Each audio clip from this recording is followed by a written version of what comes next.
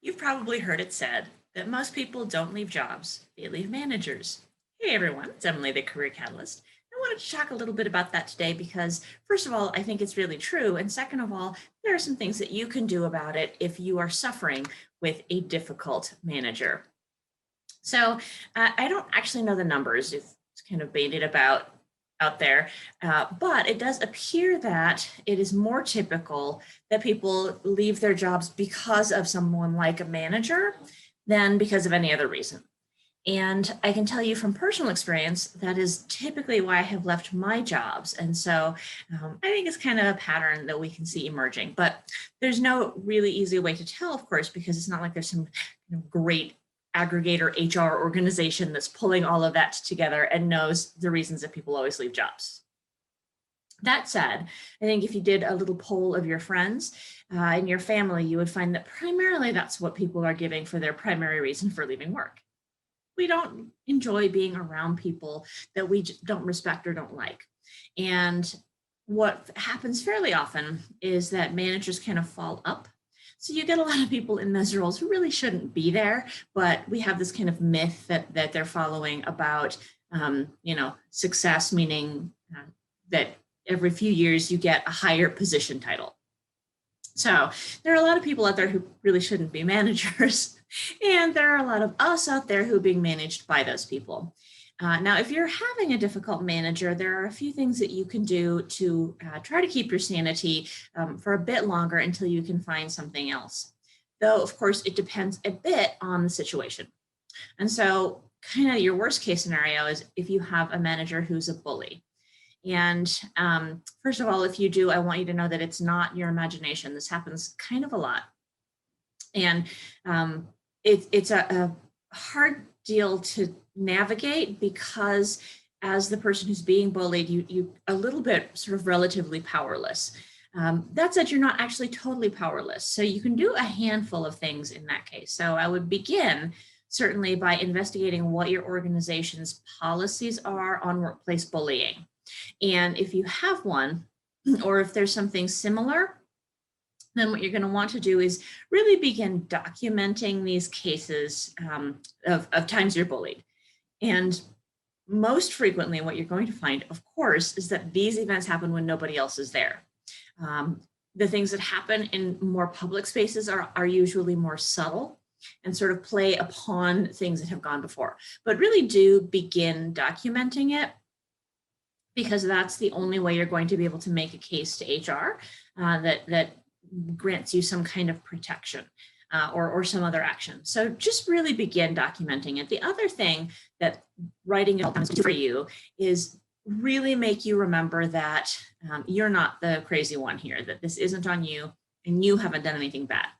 Now, as far as documenting it goes, I would recommend not actually using your work computer for a number of reasons, but the main one being, of course, that ultimately is the property of your employers. And so it can be a plain old notepad. It can be your own computer at home, whatever it is.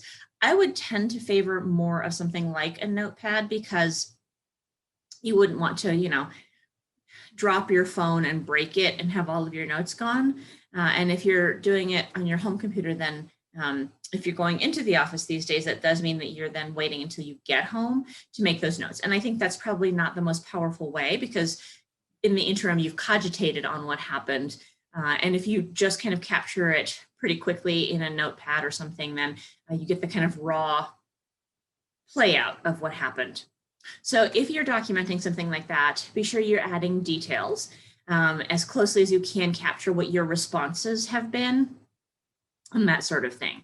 This is the case, additionally, if what you're experiencing is, sexual harassment, racial bullying, gender identity bullying, any of that stuff. Just make sure you're really capturing it.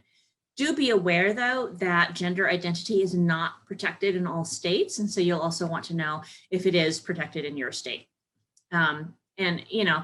The challenge is that even if it is protected, your legal standing is typically pretty weak. It's a very difficult thing to prove in a lawsuit. So just be aware of that. So I really hope that that's not what's happening to you, but I'm afraid it's pretty common. So yeah, just begin documenting. And when you believe you've got enough to really build your case, then I would encourage you to go to HR. And if your organization doesn't have an HR, go to the person at the highest level whom you trust the most. So if that's, a VP or a manager kind of on the same level as your boss, whatever it is, the highest level person that you feel you can trust in the organization. And then, your other option, if you're really being bullied, of course, is just to quit. And you can always file for unemployment, arguing that it was a hostile work environment. It's trickier to argue, and things are particularly hard right now because there's so many cases of unemployment fraud happening that it's going to be harder to get your money, but it may very well be worth it to sort of protect your sanity. So consider that.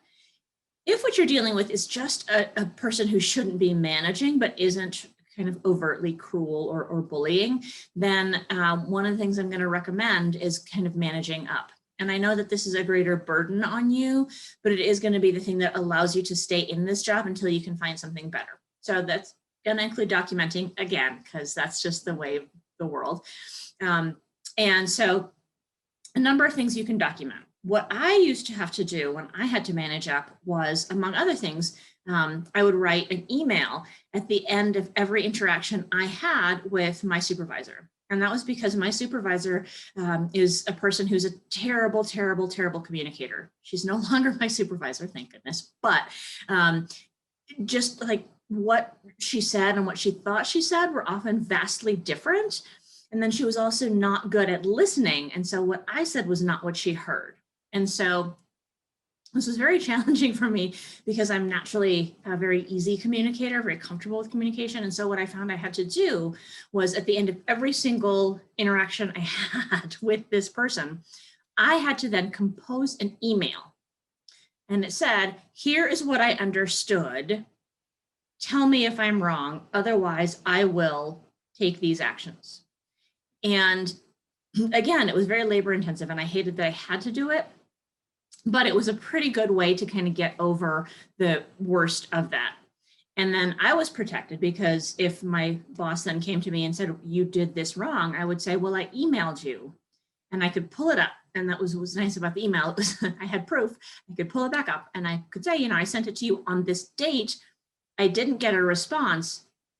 And it says here at the end, if I don't hear from you by whatever date, I'm going to take these actions. So since I hadn't heard anything from you, I took the actions. And so that was another piece that was really kind of helpful to me. And then the other thing I had to do to manage up was, at the end of every week, I would compose a longer email that I would send to my immediate supervisor and that person's supervisor that was just kind of what I was doing.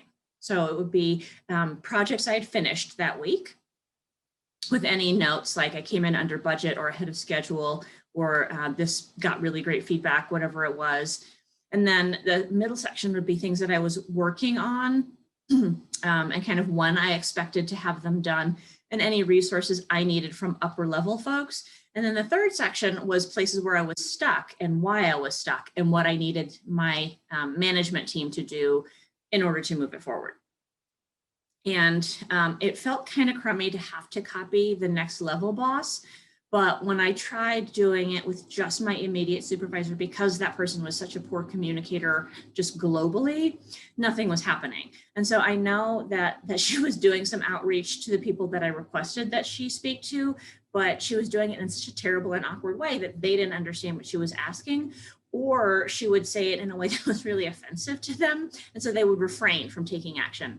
And so I had to sort of copy that person's boss in order to actually keep things focused and happening. And honestly, I think this is one of the biggest problems that bad managers have. They're communicating things really poorly. And hopefully it's not as sort of broad spectrum as my bad manager was.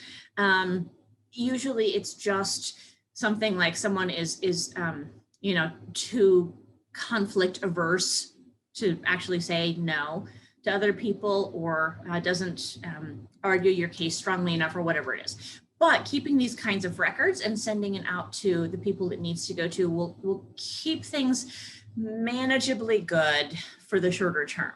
And this is especially true if you're the one who's kind of getting all of the crumminess of the office downloaded upon you. In family therapy, that would make you become the identified client. You're getting everybody else's stuff in that case.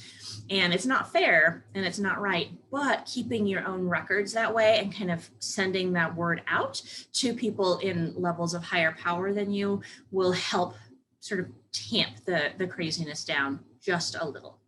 It's not the answer to your problems, of course. And ultimately, you'll want to leave these managers as quickly as you can, whether it's within the same organization or a bigger change. But I hope these tips are things that are helpful to you so you can manage kind of the situation that you're in right now, because of course the labor market is still pretty tight. So jobs are just that little bit extra harder to find. So hope these are some good steps for you. And I hope you have a great weekend. I will see you next week.